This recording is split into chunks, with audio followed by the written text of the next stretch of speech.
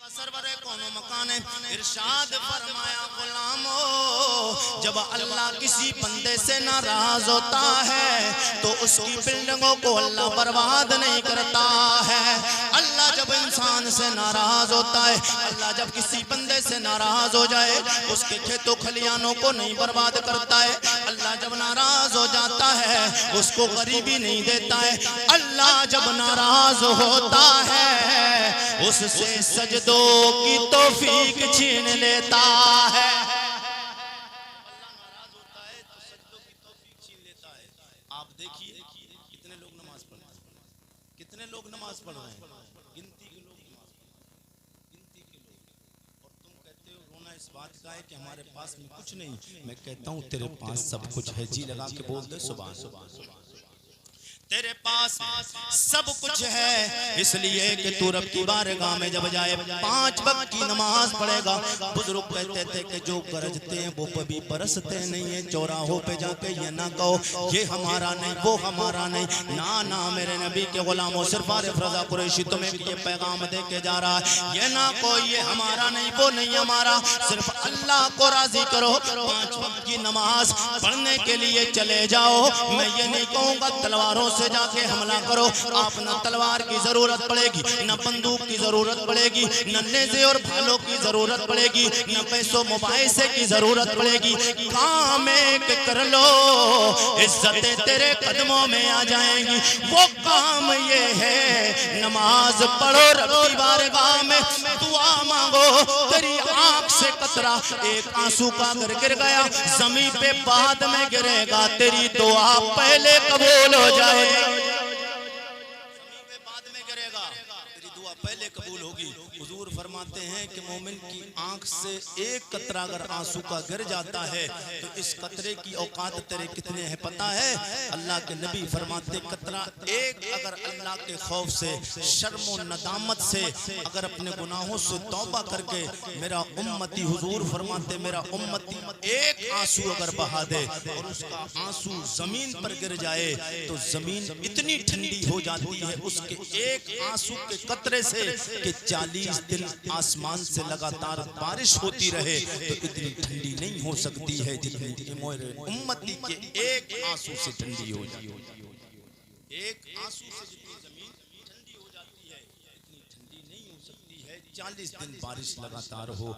लेकिन बात क्या है कि हमने ना हुजूर को समझा, ना अल्लाह को सही माना में अल्लाह की इबादत की है। अल्लाह की इबादत की होती, हुजूर से मोहब्बत की होती, हुजूर की बातों पे अगर अमल किया होता तो इंशाअल्लाह कामयाबी हमारे कदमों में होती। अब जी लगा के बोल दें सुभान अल्लाह। क्योंकि ये प्रोग्राम जश्न दस्तारबंदी का है तो मैं इसी मौजू की तरफ आ रहा हूँ। मेरे आका सैयद कौनैन की प्यारी हदीस। जी लगा के मैंने अपने नबी कौनैन सल्लल्लाहु ताला अलैहि वसल्लम की एक हदीस पढ़ी। अल्लाह के नबी सरवर कौनो मकाम सल्लल्लाहु ताला अलैहि वसल्लम इरशाद फरमाते खैरुकुम मन तअल्लमल कुरान व अल्लमहु, तुम में सबसे बेहतर कौन है? आज बेहतर इंसान उसको समझता है जिसकी बिल्डिंगें बन जाए। तुम्हारी नजरों में, हमारी नजरों में बेहतर वो इंसान माना जाता है जिसके पास में बेहतरीन मकान हो, जिसके पास में बिल्डिंगें हो, जिसके पास प्लाटिंग बंदी पड़ी हो, प्लाटिंग करता हो, जिसके पास में एयर कंडीशन रूम हो, जिसके पास में बेहतरीन कार हो। वो इंसान कामयाब होता है लोगों की नजरों में। और नबी कौनैन की बारगाह में चलते हैं, या रसूल अल्लाह आप बताएं आपकी नजरों में सबसे बेहतर इंसान, कामयाब इंसान कौन है? मेरे आका फरमाते खैरुकुम मन तअल्लमल कुरान व अल्लमहु, तुम में सबसे बेहतर इंसान वो है जो कुरान पढ़ता है और कुरान पढ़ाता। कौन सा कुरान?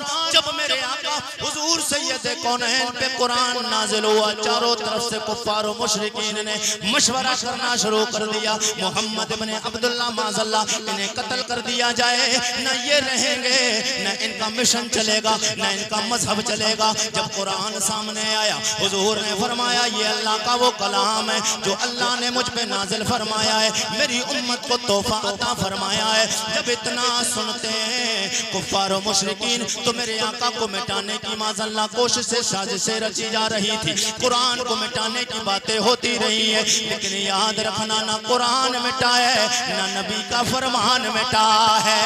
शायर कहता है कौले नबी कौले खुदा फरमान न बदला जाए है, कौले नबी कौले खुदा फरमान न बदला जाएगा, बदलेगा ज़माना लाख मगर बदलेगा ज़माना लाख मगर कुरान न बदला, कुरान न बदला जाएगा। न कुरान बदला है न मेरे नबी का फरमान बदला है। तो फिर अब आए मेरे आका सैयद कौनैन के गुलामों, ये अब्दुल वहीद भाई ने अपने बच्चे को आज इल्म सिखाया है। इन्होंने अपने बच्चे को तालिब इल्म बना के मदरसे में भेजा, दीन की तालीम बढ़ाने के लिए, दीन मुस्तफ़ा को सीखने के लिए इन्होंने अपने बच्चे को मदरसे में क्या भेजा।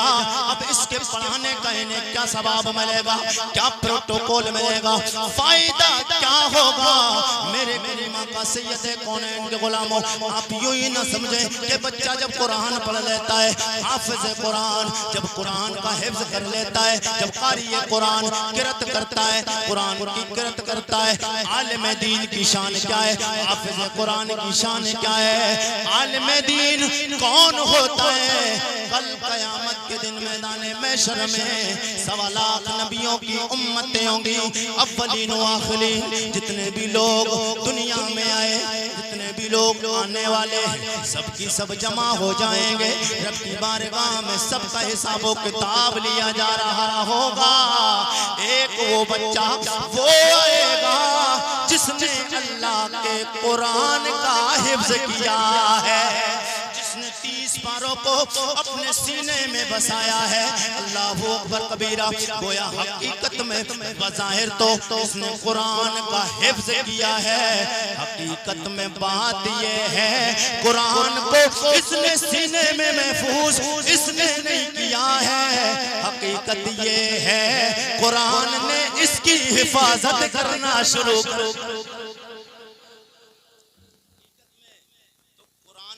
हिफाजत करना शुरू कर दी है।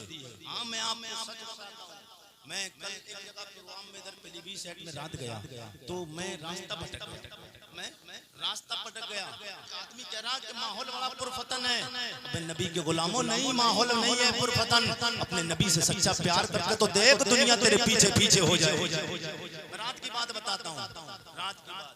मैं इस रास्ते बोले मैं जब देखा तो गाड़ी रुकी, मेरे साथ में आपकी बस्ती की वो मोहम्मद अजीजम आबिद रजा, ये करीब कई महीने हो गए जितने पुलवामों में मैं जा रहा हूँ। ये ज़्यादातर यूट्यूब पे आप देखेंगे, मेरे साइड में पास में मिलेंगे जरूर पुलवामों में, ये मेरे साथ में ज़्यादातर आबिद रजा साथ में रह रहे। अल्लाह इस बच्ची की उम्र में और इनकी मोहब्बत में अल्लाह इजाफा। हाँ, तमाम उलमा इकराम की जिम्मेदारी में बहुत पॉइंट की बात है जी, लगा के बोलते। मैं ये बताना चाहता हूँ कि आज हम कह रहे हैं कि माहौल ख़राब है। नहीं, माहौल ख़राब नहीं है। अगर नबी से तुम्हें सच्चा प्यार है ना, तो अल्लाह के नबी सैयद कौनैन के गुलामों को जब शेर रास्ता बता सकता है तो हमें नहीं सही राह पे चला सकता।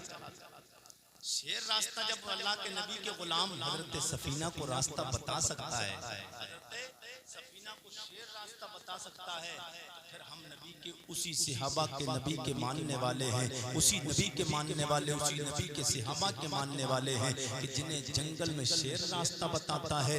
तो आज अगर नबी के गुलाम नबी से सच्ची मोहब्बत करेंगे तो कभी अगरचे काफिर होगा लेकिन नबी की मोहब्बत में तो हमें भी रास्ता बता देगा। फिर वो हमारी हिफाजत करने लग जाएगा। पे हमने पूछा भाई ये इस जगह के लिए जाना है, रास्ता कैसे है? तो उसका घर कम से कम 3 किलोमीटर पीछे रह गया, अपना घर दिखाया, बोले हजरत मेरा घर ये है और जिस रास्ते से तुम्हें जाना है आगे चलिए, मगर जिस रास्ते से लेकर गया तो मुझे थोड़ा सा खतरा महसूस हुआ। बिल्कुल जंगल का रास्ता था, दोनों तरफ से ईखे थी, तो मैं थोड़ा सा दिल में ये बात आई कि हो सकता है कि उधर वाला है तो हो सकता है मामला गड़बड़ हो सकता है। मगर जब वो मंजिल पे पहुंचाकर उसके बाद उसने मुझसे मुसाफा किया और गैर मुस्लिम था, मुसाफा किया और फिर मेरा नंबर भी लिया और अपना नंबर दिया। बोले हजरत इधर इलाके में कभी भी अगर आप आए और कभी कोई परेशानी आए तो मुझे कॉल करके जरूर बताएं। ये इज्जत क्यों की उसने? क्यों की इज्जत? इसलिए कि सर पे टोपी थी, चेहरे पे दाढ़ी थी। आज चेहरे पे दाढ़ी, क्या समझते हो आप ये समझते हैं कि हाफिज कुरान आलिम दीन ऐसे ही फिरते हैं?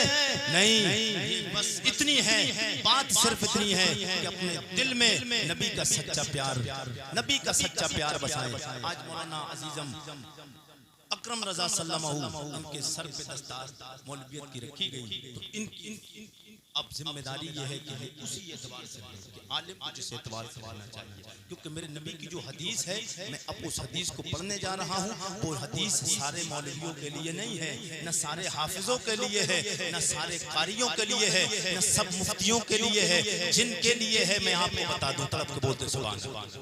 राहुल जी लगा के बोल दे यार, फायदा